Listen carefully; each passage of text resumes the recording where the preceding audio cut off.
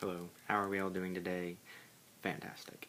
Anyway, I wanted to take this reading record to briefly talk about the play that I was in on Friday, the 8th, today's the 10th.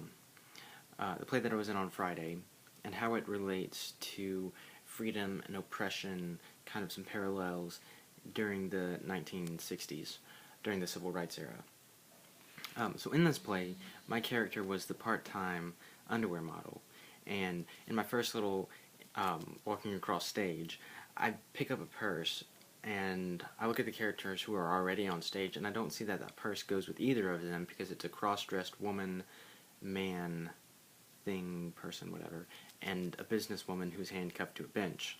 And so I don't think the purse goes to either of them, so I'm going to try and find who it goes to. But the cross-dressed man is actually an undercover cop and thinks that I'm stealing the purse, so he chases me down and arrests me by tying me to the bench with my pants. He actually takes my pants off and ties me to the bench and then shows everyone my obscure fruit underwear. So I'm on stage in my underwear. It's hilarious. You should have been there. Anyway, when I think about the civil rights movement, and I look at myself as someone who's being oppressed because I want to get to my job, but I can't. I see that I'm being oppressed by my pants under the idea that I was stealing a purse when I really wasn't. And so when I look at the parallel in the 60s, it's the group of African American people who are being oppressed.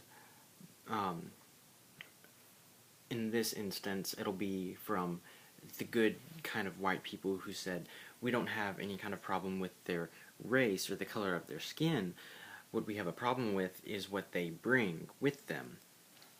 And I kind of parallel that with my play, because the undercover cop thought that I was stealing the purse, but I really wasn't. I was just trying to do some good, see if I could find the old lady that it really belongs to.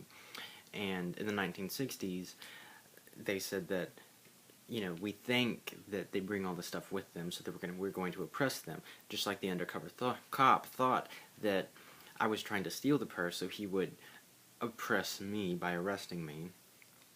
And it all has to do with assumptions and stereotypes, really, and none of that is always necessarily true.